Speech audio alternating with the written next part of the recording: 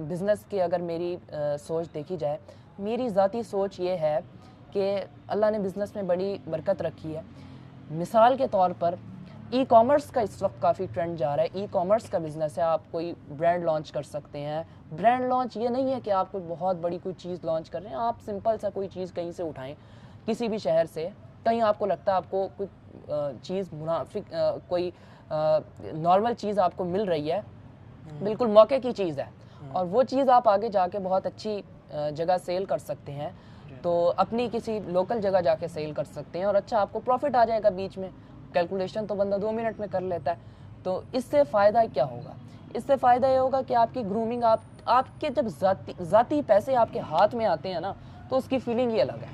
اب وہ آپ کو جو موٹیویشن دے گی، ویسے تو موٹیویشن آپ کو بہت ساری جگہوں سے مل سکتی ہے، لیکن وہ جو موٹیویشن آئے گی نا آپ کو کامیابی کی راہ پہ لگا دے گی. پھر آپ وقت ضائع کرنا بھی چھوڑ دیں گے.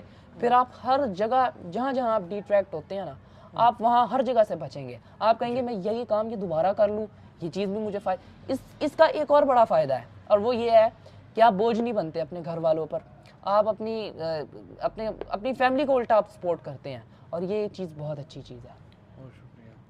بہت شکریہ بلال بھائی. تو آپ کو جو باقی بتا رہے تھے ایک دفعہ کہ آگے 40 سال تک. ہاں جی، یہ چیز تو میں بلکہ سب کو ہی کہنا چاہوں گا کہ آج ہماری سوسائٹی کا ٹرینڈ بن گیا ہے کہ 60 سال تک کمایا جاتا ہے، اور اس کے بعد بھی ظاہر ہے نوکریاں کی ہوتی ہیں اور کچھ بھی ہاتھ نہیں آتا. اپنے گولز ایسے سیٹ رکھیں، اور یہی ہمیں شریعت نے بھی کہا ہے.